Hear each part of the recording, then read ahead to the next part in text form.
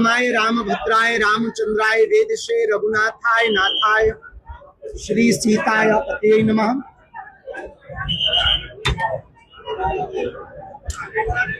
अंजनानंदनम वीरम जानकी शोकनाशनम कपीसमक्षहंतारम वंदे लंका भयंकरम। आई तुलजा भवानी की जय, छत्रपति वीर शिवाजी महाराज की जय, छत्रपति वीर संभाजी महाराज की जय, बागेश्वर धाम की जय, जय श्री राम, भारत माता की जय, हिंदू राष्ट्र की जय। हमको बहुत प्रसन्नता है, लगभग 2 वर्ष बाद उसी भूमि पर आने का सौभाग्य मिला जहां 2 वर्ष पहले आए थे, और इस साल भी उसी जगह कथा कहने का सौभाग्य मिला जहां पिछली बार कही थी। इस बार पहले ही हम बता दें 5 दिन की ही कथा है और अभूतपूर्व तरीके से यहाँ कथा श्री राम कथा का आयोजन है। आज 26 तारीख से 5 बजे के बाद, क्योंकि धूप और गर्मी बहुत ज्यादा है, तो इसलिए सायं 5 बजे से प्रतिदिन 30 तारीख तक यहाँ पर 5 दिवसीय राम कथा होगी। इस राम कथा के अंतर्गत लोगों को हनुमान जी से जोड़ने के लिए, हिंदुत्व के लिए जागृत करने के लिए हम इस कथा में समस्त हिंदू और सनातनियों को आवाहन करेंगे। एक विषय बहुत गंभीर है पूरे देश भर में, वो है लव जिहाद। लगातार लव जिहाद के मुद्दे बढ़ते जा रहे। हमारे मध्य प्रदेश में भी लगभग 280 से ज्यादा मुकदमे 1 वर्ष में दायर हुए, जो बड़ा चिंतनीय विषय है, स्लो पॉइजन है, इसको नकारा नहीं जा सकता। निश्चित रूप से महाराष्ट्र में भी वो पैर पसार रहे, मुंबई हो, नागपुर हो, यहाँ भी वो अनेक रूपों में हमारी बहन बेटियों को लव जिहाद के लोग टारगेट कर रहे हैं। प्रेम करना गलत नहीं है, लेकिन प्रेम के चक्कर में अपनी अस्मिता, अपने संस्कार और संस्कृति का हनन करवाना सबसे बड़ा अपराध है। धर्म विरोधी ताकतें नाम बदलकर, भेष बदलकर लगातार लव जिहाद के पीछे पड़ी हैं।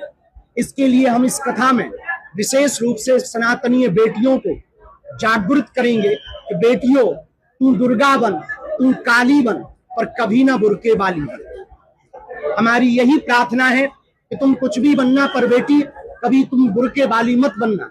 इसी के लिए हम निरंतर प्रयत्न कर रहे हैं और महाराष्ट्र की सरकार, हमारे अति प्रिय यहाँ के यशस्वी माननीय मुख्यमंत्री, जो बहुत ही सनातन के लिए कार्य करते हैं, निश्चित रूप से इस पर गौर करेंगे और कर ही रहे। मध्य प्रदेश सरकार ने बड़ा कठोर कानून लाए हैं। मध्य प्रदेश सरकार, हम चाहते हैं पूरे देश में लव जिहाद के खिलाफ कठोर कानून बने। तो बेटियों से प्रार्थना है, जगह जगह एकजुटता करके लव जिहाद कैसे वो करा रहे उस पर विचार करें, और भूल से भी आईडी, इंस्टाग्राम, सोशल मीडिया पर वो अच्छी शक्ल दिखाकर, अच्छे कैमरा से फोटो खिंचवाकर, फिल्टर लगाकर, मीठी मीठी बातें बताकर तुम्हें अपनी बातों में फंसाएंगे। हमारी हिंदू बेटियों से प्रार्थना है, इस कथा का यही उद्देश्य है, लव जिहाद मुक्त भारत हो, लव जिहाद मुक्त महाराष्ट्र हो, लव जिहाद मुक्त नागपुर हो। इसी के लिए यह 5 दिवसीय कथा रखी गई है। आप सभी पत्रकारों का स्वागत है। एक विषय आपके बोलने के पहले हम स्वविवेक से शुरू और करना चाहेंगे। हमारा आना परसों हुआ। परसों राष्ट्रीय स्वयंसेवक संघ के एक कार्यक्रम में भारत दुर्गा माता मंदिर में भूमि पूजन में हमें जाने का सौभाग्य मिला।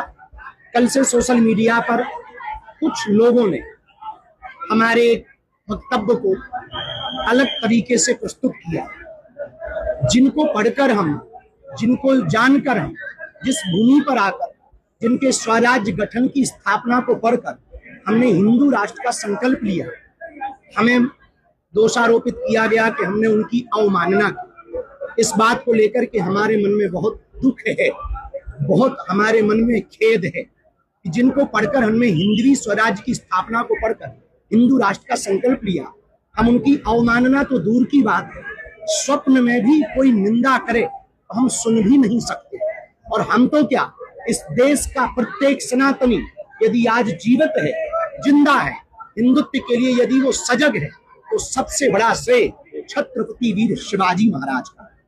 और हमें इस बात का दुख है कि जो छत्रपति वीर शिवाजी को मानते हैं, चाहे वो संभाजी विग्रह के लोग हों, अथवा फिर मराठा साम्राज्य में परंपरा में अपने जीवन को जीने वाले मराठा हो, वो हमारे ही लोग हैं।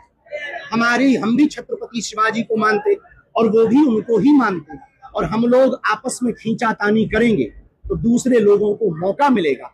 हमारा 1% भी इस प्रकार का कोई मत नहीं था, ऐसा कोई विचार नहीं था कि हम छत्रपति, हमने गुरु महिमा के प्रति कितने वो समर्पित थे, उस वक्तव्य को हमने गुरु महिमा के प्रति गाया था कि गुरुओं के प्रति हमारे देश के राजा, हमारे देश के हिंदू हृदय सम्राट, हिंदुओं के सिरमौर, हिंदुओं के चक्रधर सम्राट छत्रपति वीर शिवाजी महाराज संतों को, मठों को, महंतों को, आई तुलजा भवानी को कितना मानते। उस भाव को कहने का तरीका हमारी अपनी भाषा में था, जिसको कुछ लोगों ने अनर्थ करके गलत प्रस्तुत किया।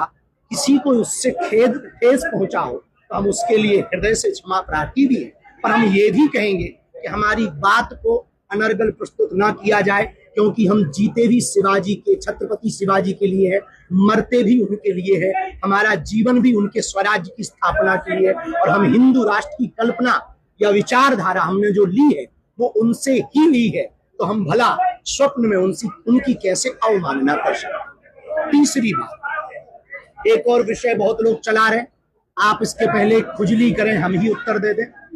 4 बच्चों के बयान पर तो आप कहेंगे कि आपके तो बच्चे हैं नहीं है, उसको हम पहले ही जवाब दे दें कि आगे चल के हम भी गृहस्थ होंगे, और भगवान ने जितने चाहा ज्यादा से ज्यादा भारतीय हिंदुओं की जनसंख्या बढ़ाने में हम भी योगदान देंगे। दूसरी बात, 4 बच्चे पैदा करो, 1 बच्चे स्वयंसेवक, राष्ट्रीय स्वयंसेवक संघ को समर्पित करो। इसके पीछे का उद्देश्य ये है, राष्ट्रवादी बनाओ।